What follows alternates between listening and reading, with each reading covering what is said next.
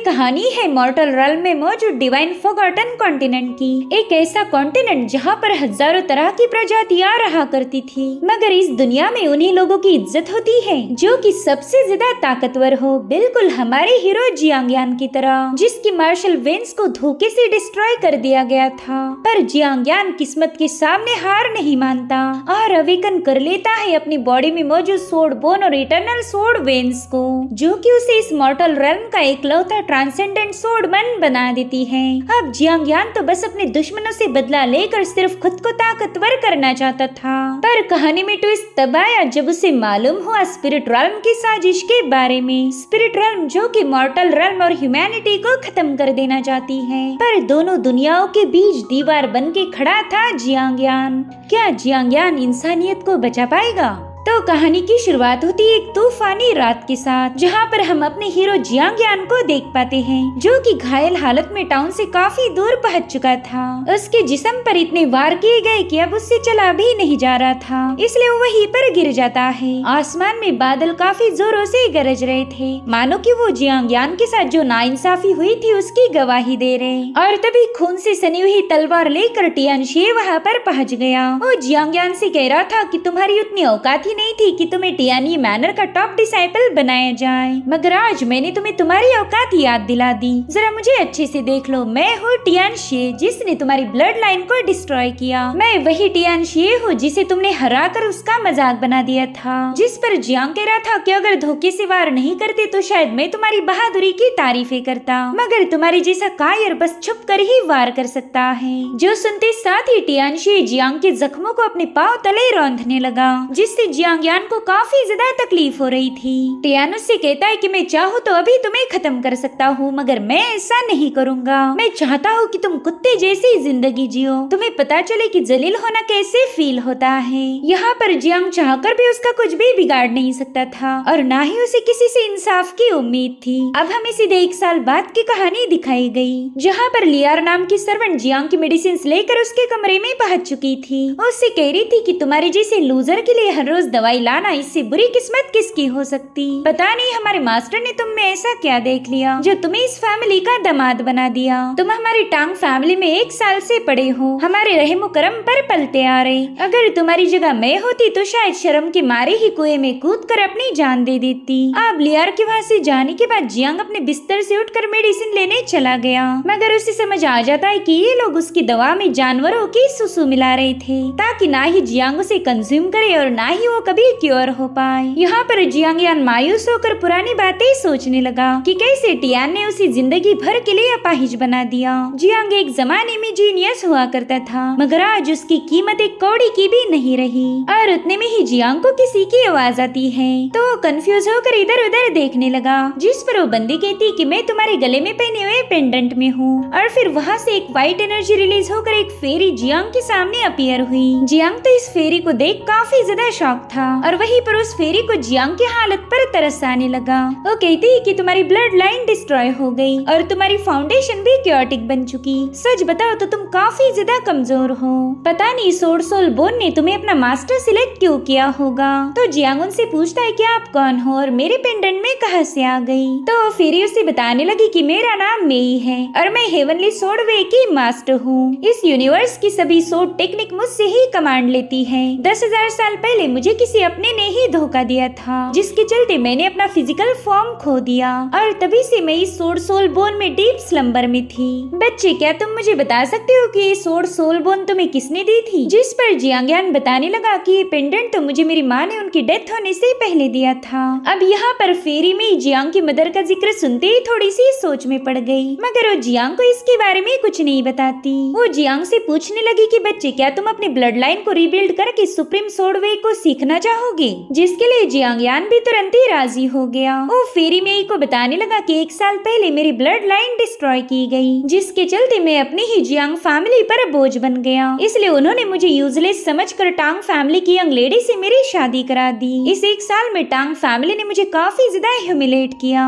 अगर टांग फैमिली को मेरी जियांग फैमिली का डर नहीं होता तो वो कब का ही मुझे खत्म कर देते। अब मैं बार बार जलील होकर थक चुका हूँ। अपनी पावर्स दोबारा से हासिल करने के इसके लिए मैं कोई भी कीमत चुकाने के लिए तैयार हूँ। तो फेरी मेई उससे कहने लगी कि मैं तुम्हारी ब्लड लाइन को रीबिल्ड करके तुम्हें मार्शल आर्ट्स के पीक पर पहुँचने में हेल्प करूंगी, मगर बदले में तुम्हें भी मेरे लिए कुछ करना होगा। तुम मेरे लिए कुछ सोल ऑब्जेक्ट कलेक्ट करोगे ताकि मैं भी अपनी सोल और बॉडी को दोबारा से रीबिल्ड कर सकूं। अगर तुम्हें मेरी शर्त मंजूर है तो मेरे सामने नील डाउन करके मुझे अपनी मास्टर एक्सेप्ट कर लो। जो सुनते साथ ही जियांग यान तुरंत ही नील डाउन करके फेरी को अपनी मास्टर बना लेता है। फेरी उससे कहने लगी कि मैं तुम्हें इटर्नल सोर्ड मेरिडियन फोर्ज करने में हेल्प करूंगी। तो यान भी इसके लिए राजी हो गया, जिसके बाद फेरी उसकी सोर्ड मेरिडियन को फॉर्म करना शुरू कर देती है। इस प्रोसेस में काफी पावरफुल एनर्जी यान के आसपास रिवॉल्व होने लगती है। साथ ही उसे बहुत ही इमेंस पेन होने लगी और फाइनली यान की बॉडी से बहुत ही स्ट्रॉन्ग एनर्जी रिलीज होकर सीधे आसमान की तरफ जाने लगती है।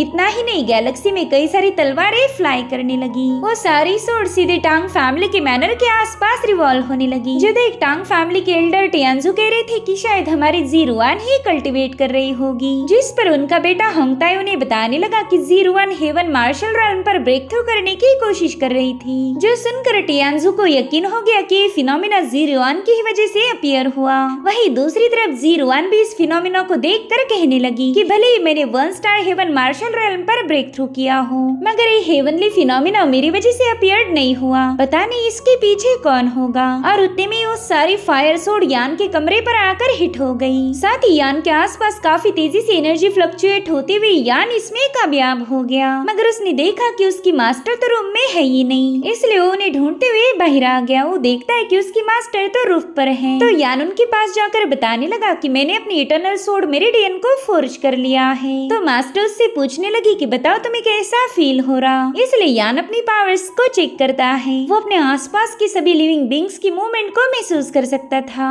साथ ही उसकी पावर उसकी प्रीवियस पावर से काफी ज्यादा अलग थी। तो मास्टर उसे बताने लगी कि इटर्नल सोर्ड मेरिडियन इस दुनिया में सबसे ज्यादा यूनिक है। अब तुम कोई मार्शल आर्टिस्ट नहीं बल्कि एक ट्रांसेंडेंट सोर्ड कल्टीवेटर बन चुके। मार्शल आर्टिस्ट ब्लड लाइन को एज अ फाउंडेशन यूज करते हुए अपनी बॉडी और स्ट्रेंथ को रिफाइन कर सकते, मगर तुम्हारी कल्टीवेशन थोड़ी सी डिफरेंट होगी। तुम फिलहाल सोर्ड इंटेंट के पहले लेवल पर पहुंच चुके हो, मगर फिर भी तुम्हारी powers 1 star grand marshal master के बराबरी की होगी। साथ ही वो एक सोर्ड आसमान में हिट करके यान को दिखा देती है कि सोर्ड कल्टीवेटर्स कितने ज्यादा स्ट्रॉन्ग बन सकते। फिर उससे कहने लगी कि अगर तुम अच्छे से प्रैक्टिस करो तो तुम भी इस लेवल पर पहुंच जाओगे। जिस पर यान कहने लगा कि मैं मन लगाकर प्रैक्टिस करूंगा ताकि एक दिन मैं टियान को सबक सिखा पाऊं। साथ ही फेरी उसे बताने लगी कि तुम्हें कल ही डीमन कोर्स के 5 एलिमेंट एट्रीब्यूट खरीदने होंगे। जितने हायर ग्रेड उन एट्रीब्यूट्स की होगी हमारे लिए उतना ही अच्छा है। बस एक बार तुम्हें वो डीमन कोर्स मिल जाए, फिर मैं तुम्हारे लिए 5 एलिमेंट सोर्ड बॉडी फोर्ज करूंगी।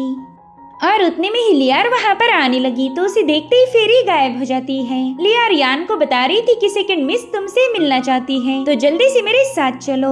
इसलिए यान तुरंत ही उसे फॉलो करते हुए शियार से मिलने चला गया। यान के कमरे में जाते ही लियार पीछे से दरवाजा बंद कर देती है। तब यान को इस बंदी पर थोड़ा सा डाउट होने लगा। साथ ही वो देखता है कि सेकंड मिस यानी कि शियार सो रही है। उसे समझ नहीं आ रहा था कि अगर शियार ने मुझे मिलने बुलाया तो फिर वो सो कैसे गई। इसलिए वो शियार के चेम्बर में एंटर करता है और वहाँ पर उसने देखा कि शियार की हालत तो काफी ज्यादा खराब है। वहीं पर फेरी उसे बताने लगी कि इस बंदी को तो पॉइजन दिया गया, ये कभी भी मर सकती। जो सुनकर ही यान काफी ज्यादा पैनिक हो गया। वो फेरी में इसे रिक्वेस्ट कर रहा था कि मास्टर क्या प्लीज आप इसे बचा सकती हो। जिस पर फेरी कहने लगी कि ये बंदी ना ही मेरी फैमिली है और ना ही मेरी दोस्त, तो भला मैं इसकी हेल्प क्यों करूँ। तो जियांग यानो ने बताता है कि लड़की बहुत ही ज्यादा नेक दिल है। टांग फैमिली में बस इसने ही मेरे साथ हमेशा अच्छा बर्ताव किया था और ये काफी ज्यादा यंग भी है, इसलिए मैं ये बिल्कुल नहीं चाहता कि इसकी जिंदगी इससे छीनी जाए। अब जियांग यान की बातें सुनकर मास्टर अग्री तो हो गई, मगर उनकी 2 कंडीशंस थी। एक तो ये कि यान को 1 महीने के अंदर ही उनके लिए सोल ऑब्जेक्ट ढूंढना पड़ेगा और दूसरी ये कि यान को 1 साल के अंदर सोर्ड इंटेंट रैल्म के पिक पर पहुंचना होगा।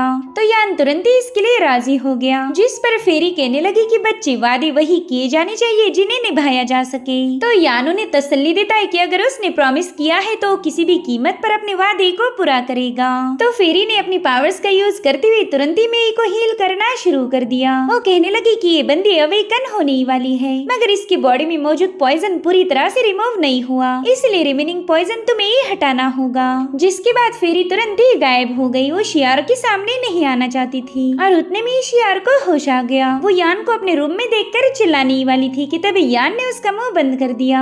यान उससे कहने लगा कि तुम जैसा समझ रही हो वैसा बिल्कुल नहीं। तो शियार भी उसकी बात मान गई। जिसके बाद यान उसे सारी सिचुएशन एक्सप्लेन करने लगा। वो कह रहा था कि लियार ही मुझे तुम्हारे रूम में लेकर आई थी। जब मैं यहाँ आया तब तुम बेहोश थी। जो सुनती साथ ही शियार उसे बताती है कि मैंने तो तुम्हें मिलने बुलाया ही नहीं। तो यान उसे कहता है देखो तुम्हें किसी ने पॉइजन दिया है जिसके तुम्हारी बॉडी पर अभी भी निशान है। ये सब देखकर तो शियार काफी ज्यादा पैनिक हो गई, मगर उसे ये समझ नहीं आ रहा था कि आखिर उसे पॉइजन किसने दिया होगा। और तभी यान सारी प्लानिंग समझ गया। वो कह रहा था कि लियार जानबूझकर मुझे यहाँ लेके आई ताकि वो तुम्हें पॉइजन करने का इल्जाम मुझ पर लगा पाए। वहीं पर उस बंदी को भी याद आता है कि शियार ने उसे एक सूप पीने के लिए दिया था और शायद उसी में पॉइजन होगा। अब शियार की बॉडी में जो रिमेनिंग पॉइजन था उसे यान काउंटर करने की कोशिश करता है।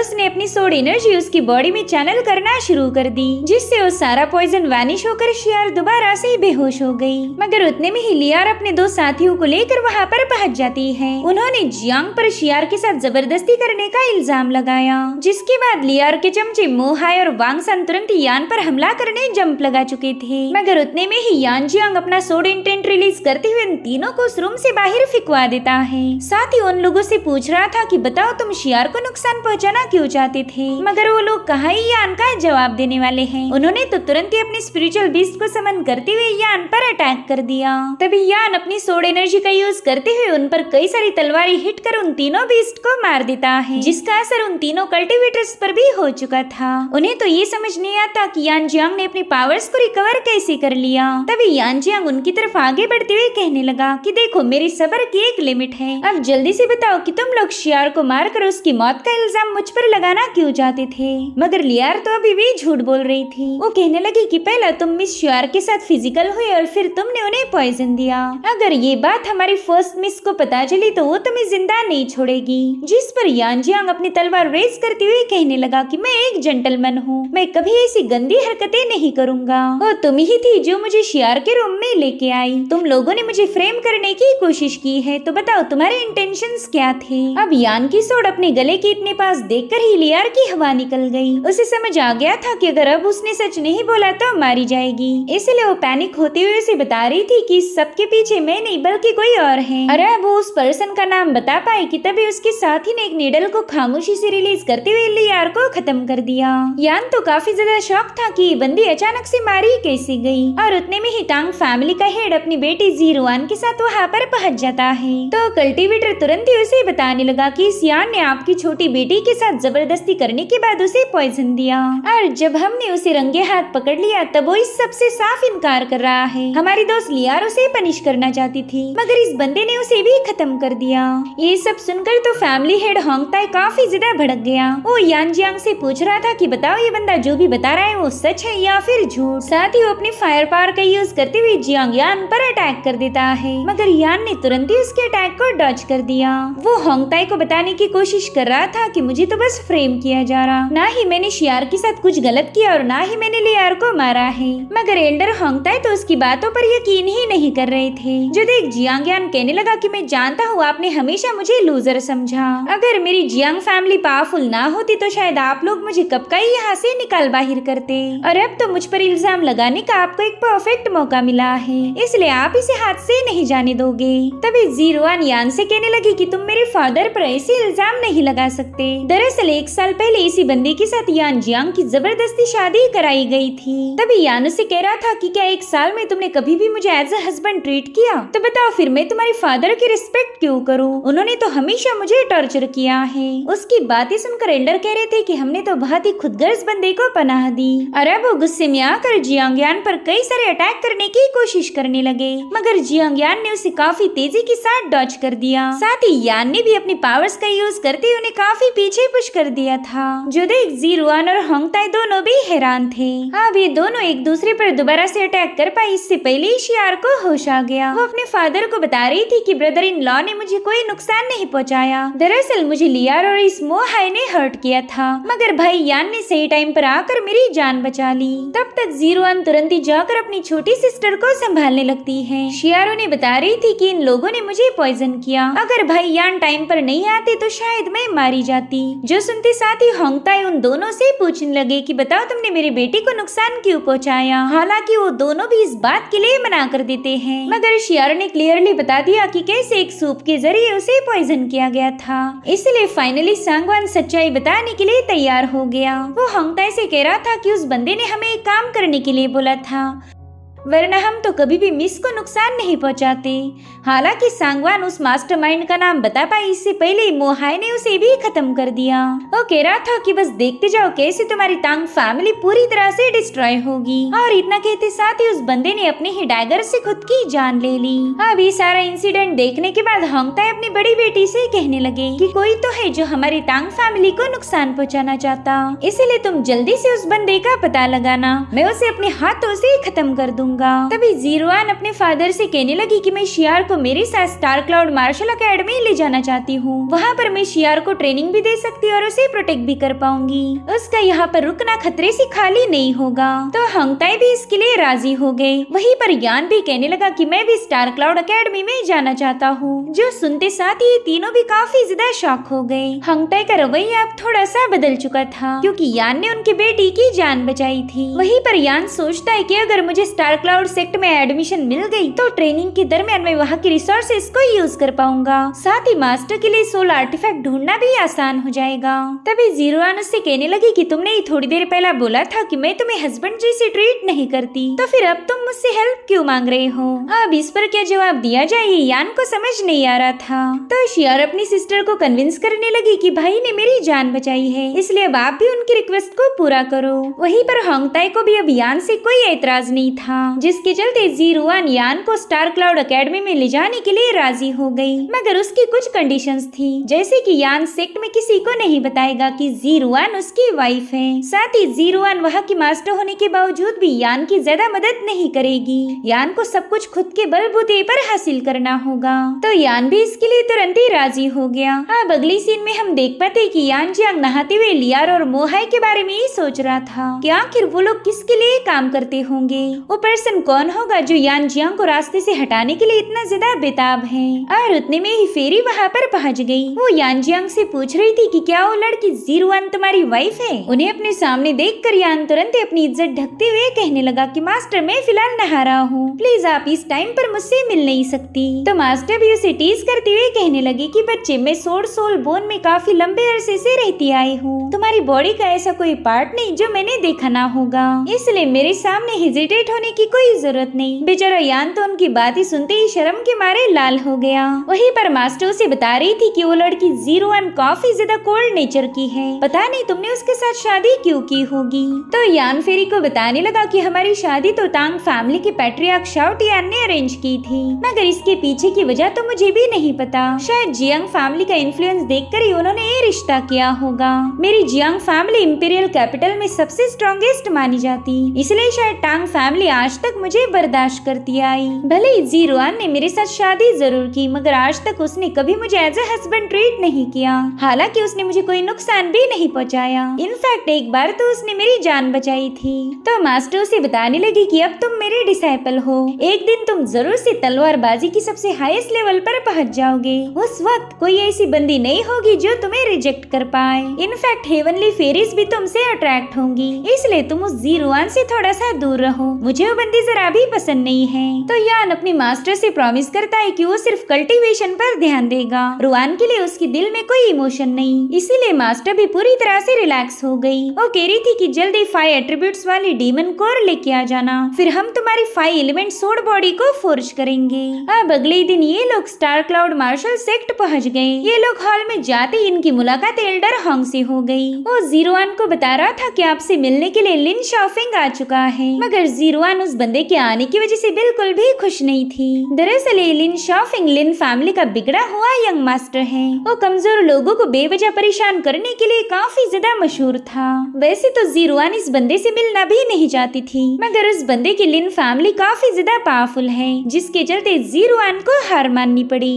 अब जीरुआन उससे मिलने जाने वाली थी कि तभी शियार भी उसके साथ चलने की जिद करने लगी। वहीं पर यान भी जानना चाहता था कि आखिर उस ईवल बंदे को जीरुआन से क्या काम है। तो ये तीनों भी उस यंग मास्टर से मिलने के लिए तैयार हो गए। हालांकि होंग यान को वहाँ भेजना नहीं चाहता था। वो कहने लगा कि तुम तो मास्टर लिन शाओफिंग के जूते साफ करने के भी लायक नहीं हो, भला तुम वहाँ क्यों जाओगे। साथ ही जीरुआन होंग को डांटने के बजाय यान से ही कहने लगी कि अगर तुम्हें खुद को जलील करवाना है तो शौक से चलो। जिसके बाद जीरुआन गेस्ट हॉल में पहुंच गई, जहाँ पर शाओफिंग उसका इंतजार कर रहा था। जीरुआन उससे पूछती कि बताओ तुम यहाँ पर क्यों आए, मगर शाओफिंग तो बस गलत इरादों से उसे घूरने लगा। तभी उसकी नजर पड़ी शियार और यान पर। वह ये बंदा जानता था कि जीरुआन और यान जियांग इंगेज्ड हैं, तो जानबूझकर यान के सामने रुआन से कहने लगा कि अगर तुम मेरी हो जाओ तो मैं तुम्हें कल्टीवेशन के पिक पर पहुँचने में हेल्प कर सकता हूँ। जिस पर जीरुआन उसे जवाब देते हुए कहने लगी कि मैं स्टार क्लाउड सेक्ट की मास्टर हूँ, ये तुम्हारी लिन फैमिली की स्टेट नहीं जो तुम यहाँ आकर बदतमीजी दिखाओ। मैं तुम्हें सलाह दूंगी कि अपने बर्ताव को सुधार लो, वरना अंजाम बुरा होगा।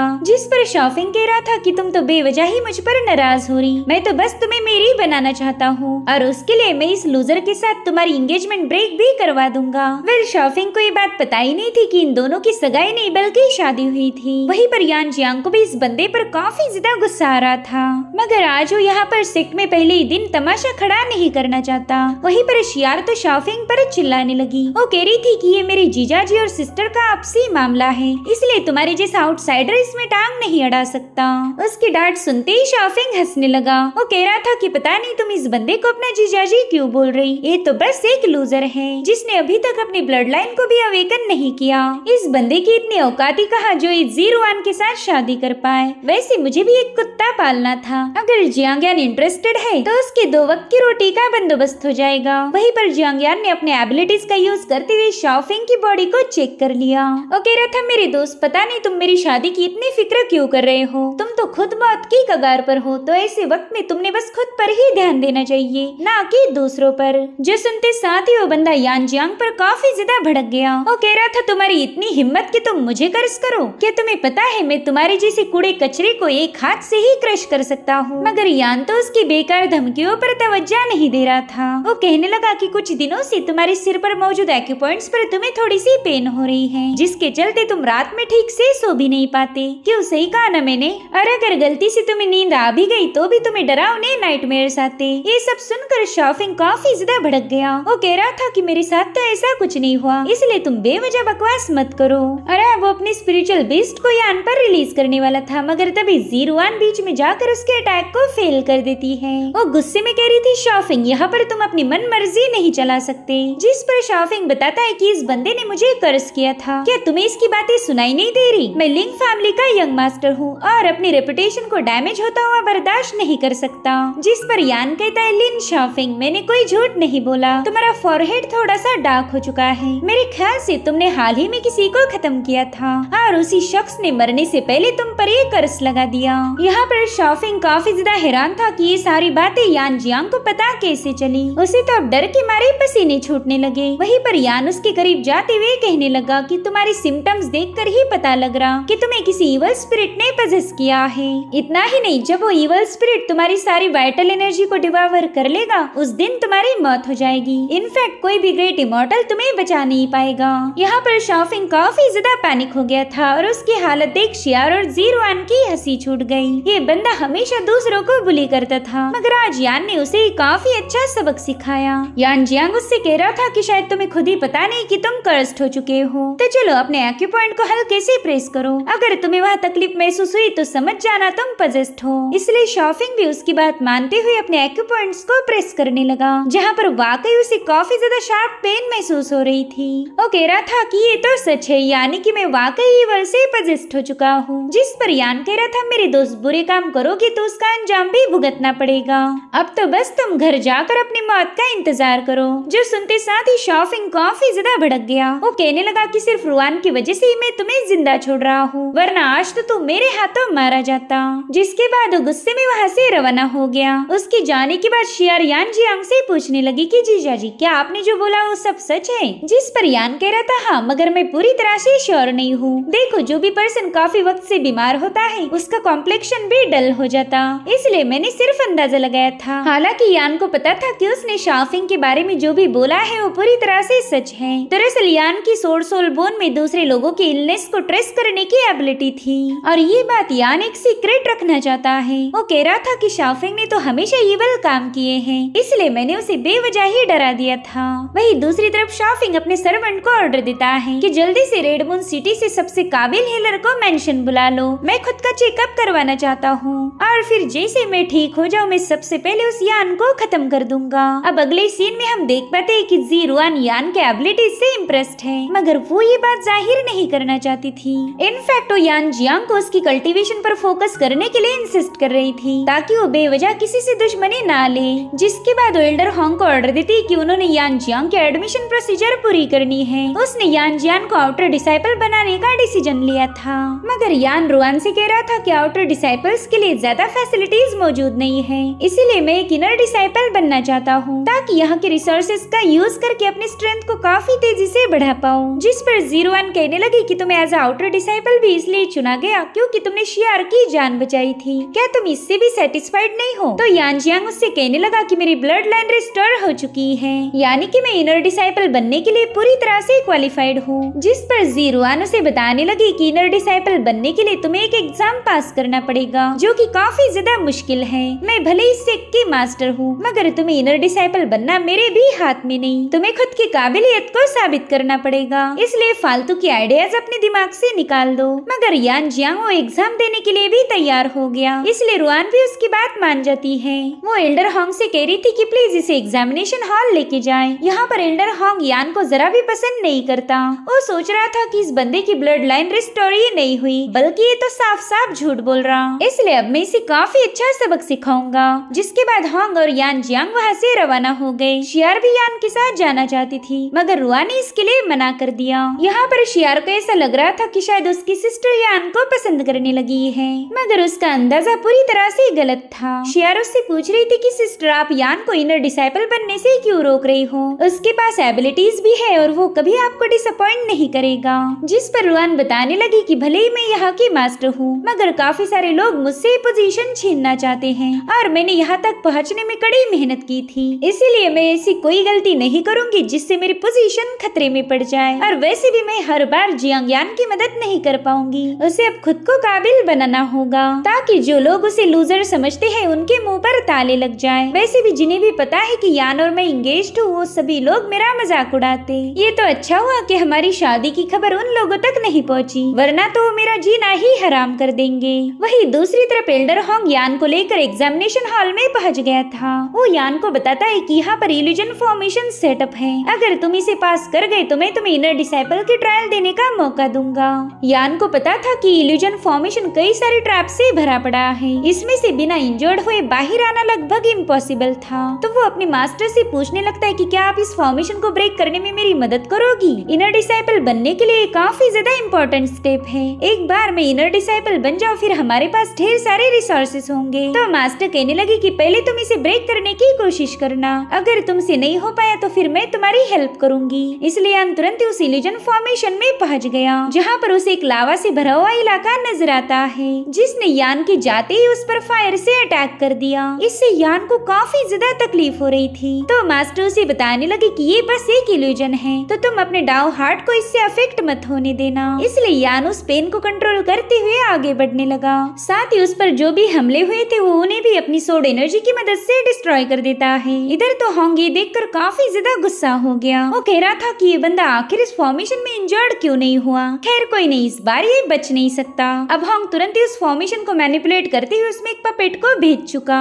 जो देखकर जियांग यान भी थोड़ा सा हैरान था। मगर मास्टर अपने सोड इंटेंट को यान की तरफ पास करते हुए उस पपेट को वहीं पर ब्लास्ट कर देती है, जिसके चलते यान इल्यूजन फॉर्मेशन के एग्जाम को पास करके बाहर आ गया। होंग को तो यकीन ही नहीं हो रहा था कि ये बंदा इनिशियल एग्जाम पास करके बाहर आ चुका है। वहीं पर यान जियांग उससे कह रहा था कि सीनियर प्लीज अब मुझे इनर डिसाइपल के एग्जाम के लिए परमिशन दीजिए। तो होंग हैरान होकर उससे पूछता है कि बच्चे क्या तुम कोई फॉर्मेशन मास्टर हो? जिस पर वो कहने लगा ना, लेकिन ऐसे बेकार फॉर्मेशन मुझे हरा नहीं सकते। तो होंग कह रहा था कि मैं जानता हूँ तुम्हारी ब्लड लाइन अवेकन नहीं हुई, तो इनर डिसाइपल के एग्जाम को पास करने के लिए तुम्हारे पास एक्सेप्शनल टैलेंट होना चाहिए, इसीलिए मैं ये डिवाइन टेक्निक तुम्हें देना चाहता हूँ। इसे ग्रीन टाइगर सील भी कहा जाता है। इसे मास्टर करते साथ ही तुम छोटी मोटी मिस्ट्रीज को आसानी से क्रॉस क्रॉस कर लोगे। तो यान भी स्क्रॉल को एक्सेप्ट करता है, मगर उसे पता था कि एल्डर हॉन्ग की इसके पीछे जरूर से कोई ना कोई साजिश होगी। और इसी के साथ एपिसोड यहीं पर एंड हो जाता है। Thank you so much for watching. Bye bye, take care.